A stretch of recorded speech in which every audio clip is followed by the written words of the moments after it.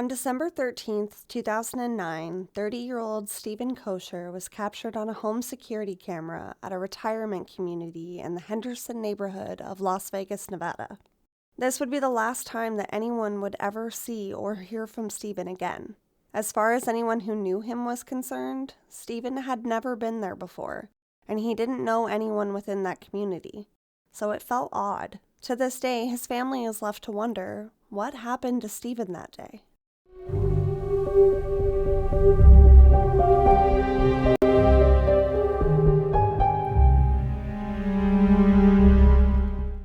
Hello and welcome to another episode of Truly Twisted. As always, I'm your host, Alicia Watson, and every Thursday I will be bringing you a story that is always victim-focused and fact-based.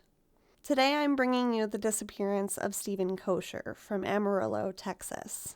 This was a listener's suggestion from Troy, as Steven had gone to high school with him, and it's something that haunts his community to this day. In his email, he said while he didn't know Steven personally, that he was a nice person and that his disappearance isn't right. And I completely agree. When it comes to missing persons, there is no off day for their families. There is no stopping when it comes to looking for them or thinking about what could have possibly happened. I lose an earring and I ruminate for weeks over where it could have ended up. I can't even imagine this level of uncertainty and heartache. And thank you so much to Troy for listening and for the case suggestion.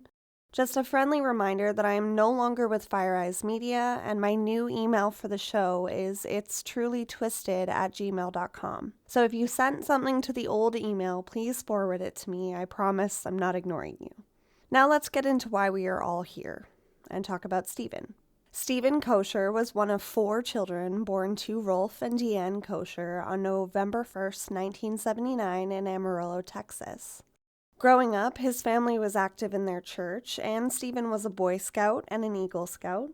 He was kind and he was quick to help others. His cousin Casey described him as somebody who liked board games, hiking, and family reunions. His mom said that he loved to sing and play the guitar and that he never missed an opportunity to go boating. He loved water sports and being outside. Steven graduated in 1998 from Amarillo High School and went off to study communications at the University of Utah. After graduating, Steven traveled for a little bit, going to Brazil to do some missionary work. He quickly picked up the Portuguese language, apparently. He then interned for the office of the governor of Utah before settling down and working for a newspaper company where his father edited. He would write articles here and there and help edit, and some of his work even received recognition from the Utah Press Association. So he was talented. In 2007, he started working for the Salt Lake Tribune in their digital advertising division. He loved the job, but unfortunately, being the new guy, he got the overnight shift, so that was a little bit of an adjustment. That, and originally being from Texas, he really didn't love the chill of Salt Lake City. So, about a year later, he moved to St. George in southern Utah. It wasn't perfect, but it was definitely warmer. There, he rented a room in a duplex-style apartment and found work at an online advertising firm. But during 2008, the economy wasn't doing well, and soon into his employment, the company had to let him go. Having just relocated and it not being a great time in the field, it was hard for him to find work and a steady job, really any steady job for that matter. Steven was not the only one. During this Great Recession, job losses were worldwide. Steven found work washing windows part-time and got more hours by handing out flyers for the company, but expenses were quickly becoming very tight for Steven. He spent any spare time that he could looking for other jobs and volunteering with his local LDS congregation. It was a tough time, so it was good that he tried to maintain his faith and an optimistic outlook. But sadly, by November of 2009, Steven was several months behind on his rent. On December 10th of that year, Steven left his home early and drove into Salt Lake City. He bought gas with his debit card and then headed west to Wendover, when he again refilled his car. Steven had previously dated a woman named Anne-Marie Neff, and he arrived at her family's ranch later that day. Her parents stated that he was not there at the time, but welcomed Steven in for lunch anyway. And he told the Neffs that he was going to be visiting his family in Sacramento, California for the holidays, but he was nervous about the bad weather coming in. It's not clear if he stated he was stopping in on his way to see his family, but either way, Steven opted to go home and started to head back to St. George after lunch. According to his debit card, he stopped for gas again in Salt Lake City and got dinner at Taco Time in Neffy. This is about 9.5 hours of driving with no stops from what I was able to map out, so it was definitely a long day. According to his mom, Deanne, the two talked on the phone the next morning on December 11th, and she said that he seemed really excited for the holidays and they discussed plans for him to come and visit. He did not mention on the phone the mini road trip that he had done the day before or what the purpose of this trip was. He worked handing flyers out later that day and visited his church's bishop. Apparently, the two discussed a possible job opportunity that the bishop had heard of, and Steven was excited and optimistic for it. On December 12th, Steven left on another mysterious road trip. His phone pinged in Overton, Nevada, at the north end of Lake Mead, and then he used his debit card to buy gas and snacks at a convenience store in Mesquite, just over the Arizona state line. 3 hours later, he bought what investigators believe were Christmas gifts for his family at a Kmart in St. George. A neighbor reported seeing Steven return home that day at around 10 p.m. The next day, on December 13th, Steven spoke to a few friends on the phone about a scheduled church meeting that was supposed to be held later that day. And he told both friends that he was currently in Las Vegas and that he was worried about making it back in time for the meeting, but said he would do what he needed to do if they needed him. But they reassured him they had everything covered, and if he was able to make it back, great. Neither friend asked why he was in Vegas, but nothing seemed unusual about their conversations, so they didn't really think to ask. Now, Vegas is just about 2 hours away from St. George. At 11:54 that day, Steven is captured on a home security camera in a retirement community in the southern Henderson neighborhood. In the video, you see his vehicle come into the cul-de-sac, and then a man dressed in a white shirt and slacks that his family believes to be Steven appears walking down the sidewalk, past the house with the security footage, and continues down the street. It looks like he's carrying a folder or a portfolio in one of his hands. He then turns left where another camera caught his reflection walking down the adjacent street. And this is the last confirmed sighting of Steven, which is just haunting. Was he in the neighborhood that day about this possible job opportunity that the bishop had mentioned? Was it another job opportunity that he was looking for? At 5 p.m., Steven's cell phone pinged at the intersection of Rio Grande Boulevard and American Pacific Drive, which was about 10 miles or 16 kilometers away from where he parked his car. 2 hours later, it pinged near a subdivision in Whitney Ranch, which was another 3 kilometers away from the last ping. Early the next morning, the phone pinged at an interchange between the Interstate 515 and U.S. Route 93 on Russell Road. This was about 3 kilometers, again, north. An hour later, the phone was used to check its voicemail, and then the activity remained there for about 2 days, which suggested that the phone battery had died, and there's been no activity since. A day later, the Homeowners Association in the Savannah Springs cul-de-sac noted that Steven's vehicle had been parked there for an extended period of time. They tried to find the owner, and one resident saw flyers from the window washing company that Steven worked for and called them. The company owner said that he had called Steven and left a voicemail, and then also called Steven's mom inquiring of his whereabouts, leaving her a voicemail as well. On December 17th, Deanne called Steven's work back and discovered that no one else in their family had seen or spoken to Steven. They didn't know where he would be. When they were unable to get in touch with him, they reported him as missing and started searching right away. 2 of Steven's siblings drove to St. George from Salt Lake City to his home first. They found nothing unusual or out of place, and nothing to indicate that he planned on being away for any extended period of time. The Koecher family visited jails, morgues, and hospitals all over Las Vegas. But there was no reason for Steven to just drop contact and disappear. He was excited about a possible job, he was looking forward to visiting his parents, and he had said to his friends that he was trying to make his church meeting later in the day. Wherever he went that afternoon, he planned to return. The Las Vegas Metropolitan Police canvassed the houses in the neighborhood where Steven's car had been parked. With the help of volunteers, they used helicopters, all-terrain vehicles, and sniffer dogs in their searches.